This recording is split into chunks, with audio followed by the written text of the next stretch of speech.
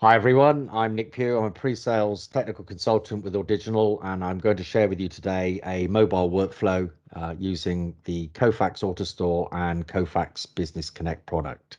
So Business Connect is what's actually on my screen at the moment, but before I log in and show you the workflow, I'm going to describe what it is. So this is a workflow that a mobile worker may use, and it's designed to make his work easier, more efficient, more secure, and provide an audit trail. So these mobile workers could be a mobile health worker, someone that's going out to patients in the community.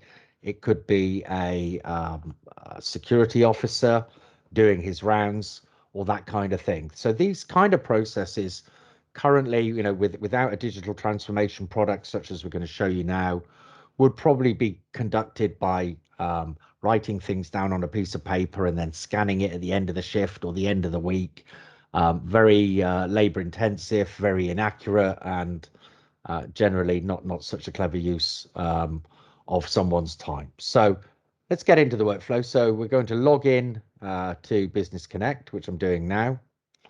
I'm logging in as a user. We might want to use this information. And in fact, in this workflow, we do. Who was the user that was logged in that performed this activity? We're going to the activities section. There's a couple of activities that I've got set up there, but the one we're interested in is mobile forms, KBC, and then security check form. So the scenario is I'm the security officer. I've visited an industrial unit. It's part of my rounds. There are a number of things that I need to collect as part of my audit and provide back information to the client that we perform the security tasks for to prove that I have been there, what time I've been there, and what I've done. So the first thing that we're going to do is prove where we are. Now we could just write in the field what the location is, but far better to use GPS geolocation, which is a really cool feature of Business Connect. So we're just waiting for a GPS fix of actually where I am, and that's exactly where I am.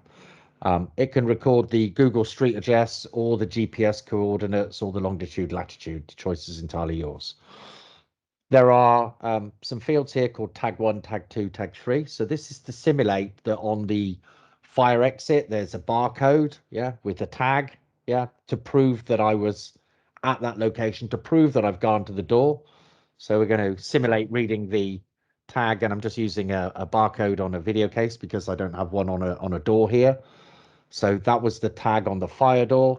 We're going to repeat that for another tag, which is on the entry exit perimeter fence. So we're just going to read tag 2. There's another security tag. And there's a final tag, which is going to be a barcode down there. So we're reading a variety of different barcode types. So it could be QR, 2D barcodes, data matrix, 1D barcodes, as you saw on the other ones. And you don't have to be, focusing on it. It can work in low light at different angles. So we've proved that we've been to all three areas that the client requires us to prove that we were at. And they may make these tag codes quite complex, and they may change on a weekly basis. So if the security guard thought he was going to defeat the system and have a bit of a quiet shift and not really walk around, if he doesn't scan the right barcode because we've changed it, we'll know that he wasn't at that location, and therefore we'll be talking to the company about perhaps his performance. We've got a section here for defect list detail. We could have had a longer list. So if there was a defect in an area, he can say what it was. He can search that list. If it was a longer list, he can add to that list. We're just going to put down some graffiti. And then we're going to move to the notes section. So because I'm already using my microphone as part of this demonstration, I can't use text to speech to type in there, but normally you would be able to. So I'm just going to type some notes in there that there was a cable in the that was unsafe, power cable that perhaps he'd observed, unsafe, sorry for the typing, oops, unsafe. Unsafe in hall area or reception. It could be a cable that should have had one of those mats over the top of it. whatever it may be. He can continue to write whatever notes he likes. Um, we've got the checkbox type field. Is the premises secure? Yes, they are. We can be sure what date were you doing this. So we can put a date field in there. We can ask him to sign to say that, yes, this was me. I inspected it. We could ask him who your name is, although in fact we actually know who he is because we logged in as a particular user. But I'm just using the example here that we could pick a field. So we're going to pick Nick from the list. And then the next part is we can actually provide some rich media, some photographic evidence. Now, if this was a paper-based application, then yeah, you would be able to work out location. Can he get it accurately? Probably not. Could he prove he was at any of those tags? Probably not. He could write down a tick, there could be a piece of paper with a tick list of the defect detail. Yeah, that could be done on paper. Notes clearly could be done on paper, but chances are he's handwriting it. Maybe his handwriting's not so good. So again, an improvement by having typed notes. But the real advantage is if there was a defect, if there was a cable on the floor, if there was a vandalized door, he's not going to start drawing pictures. So we can take pictures from camera. So that's exactly what we're going to do. So there is the cable that we think is a health and safety risk. We're going to add up to 4 images of media that we think are important for this security round. And we can take the second picture. He also found a printer with some printouts left on it, and there was some personal information. So he might want to warn people or alert them that, or somebody left a device on or a screen unlocked, whatever it may be. And we're also going to take a picture. Somebody had left some discarded rubbish. So you get the general idea. I'm just trying to give you some ideas here of what might be important things that the security guard might want to take. And the last one might be that there was some dangerous power cables, some more dangerous power cables that were tucked behind, and that there was a plug that was loose, whatever it may be. We do have the ability to go into any of these pictures we've just taken, say, for example, this one, and we can edit and we can do some annotation. So let's just pick this and just say, this was to concern. Yeah, so we can just do a little bit of annotation on them if we wanted to. So we're going to just save that one, just say that plug looks a bit suspect. So we're finished on the attachments. We can go ahead and hit the submit, which is the cloud with the arrow pointing upwards in the top right-hand corner. And that document has now been submitted. The security guard can now drive to his next location.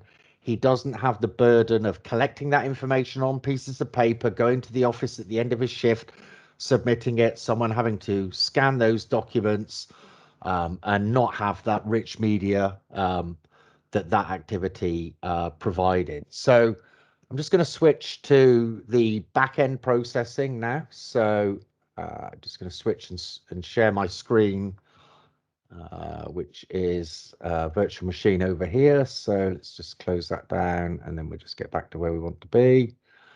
Excuse me for a second while I just get back to the screen that I wanted.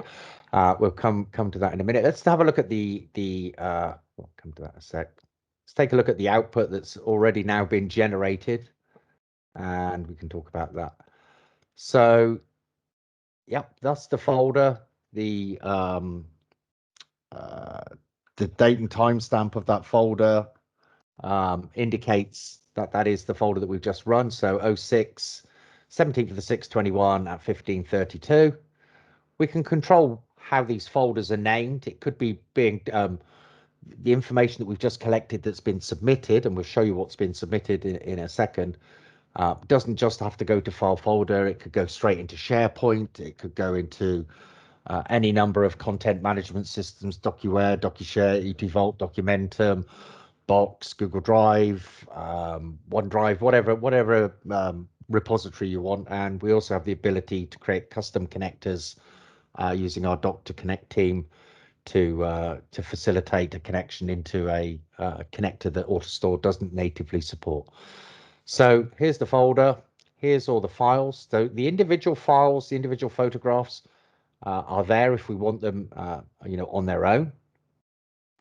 By the way, we could have, instead of just uploading photographs, we could have uploaded video as well, or also we could have recorded audio, or all of those things. Now, as part of the security form, so you can see here we've got the report form for Nick, was the guard, 17th of June. Let's open that up and take a look at that.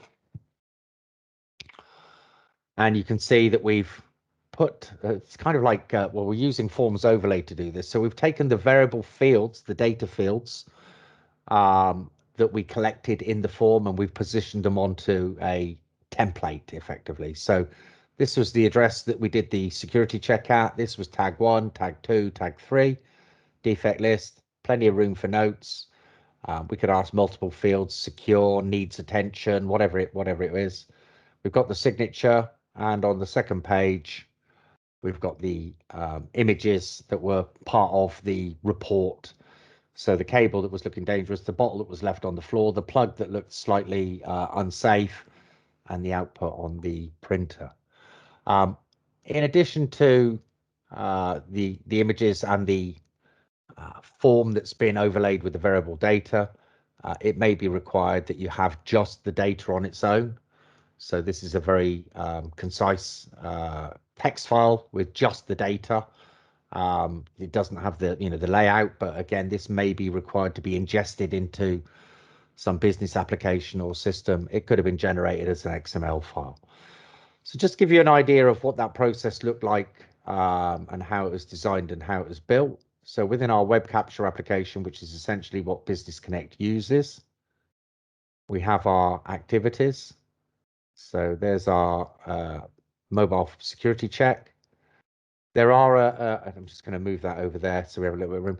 In this process, there are some components, OP barcode, OCR, and data filter, that are not part of this, but they're used in other workflows or in other activities. So which is why they'll appear here, but they'll be deactivated. So let's take a look at this one.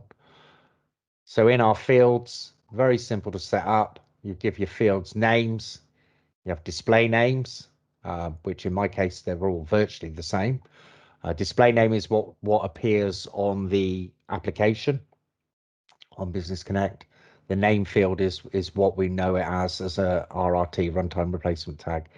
You've got different types. So the location was a text field, although it does have extended properties, which we can see is location and address. So we could have used, rather than the Google Street address, we could have used GPS or coordinates. We chose to use address. That's how we got the street name and address. We can make any of these fields mandatory. So some of the fields, the signature was mandatory, operator name was mandatory, and the date was mandatory. You may want to make all of the fields mandatory. You can set default values for them. So our fields here for the barcode, you can see that the input type is barcode scan. That's how we got it to read a barcode, which is different to a normal text field, which is there, where it doesn't have any of those extended properties, but it does have standard properties. You can set the maximum length, number of lines to display, and if you wanted a default value in there. So that's pretty much it for the fields. Then moving on to components, already told you barcode, OCR, and data filter were deactivated. Document writer was the one that created the text file with the short amount of text in it, and you can see we've got a little bit of static information, and then the runtime replacement tags for our metadata fields. We can choose whether we want text output or a different name, what our output file name should be, and whether we want it passed through or not. We chose pass through, which is how we got that file out at the end. The center folder e-connector is from another workflow. Forms overlay is how do we take those variable data fields and actually put them onto our templates. So let's take a quick look at that, and let's just take a look at one of the fields in particular. So we've added all of the fields that we want on the form. We've got the working directory, the template path, and our output file name. So this has already been set up, but it's very easy to set up forms overlay. Yes, it's activated. The field name is tag1. This is the RRT for that tag, so that when the application runs, it replaces that with whatever you actually typed into that field. You can change the font if you want to, and positioning wise, there's the coordinates for where it's supposed to be. We can actually see what that would look like in a preview. So you can see there's the data field there. So if we want to position it in a different position, we can. Last of all, we've got the component which does the routing. Knowledge Package Builder is from another workflow. It's not used in this one and is deactivated. The multi-router is using center folder, and we're just simply putting into here. We just go to this one. Just move that over a little bit. You can see it's a static path up to a point. Oops, gone too far. I'll just take it back a little bit. So STF system field month, system field, you can see the D there for date, system field for year. Then we've got a space or a hyphen, hours and minutes. And then we've got the operator name folder, and that's where it's putting it into, which is why how we got a nice dynamic folder creation here with, you can see how hopefully that this folder path with the variables or elements of static and variable complete. So if I were to run this again and pick a different user, then it would dynamically create that folder. If I ran it tomorrow, it would be a different folder here. It would be 06, 18, 21 and different timestamp. Lots of ways of creating the location. As I said, could have output to SharePoint, DocuWare, Documentum, lots of other ERP repository archiving systems. Okay, thank you very much. I hope you found that interesting and very informative. Please don't forget that this could be applied to a numerous different field-based worker activities where they are required to collect information, and we're able to accelerate that flow of information back through business systems, line of business applications, and free them up to do more activity and less writing of information down, which has then got to be scanned, deciphered, poor handwriting, inaccurate, doesn't provide a complete audit trail, and is probably also insecure. Thanks very much.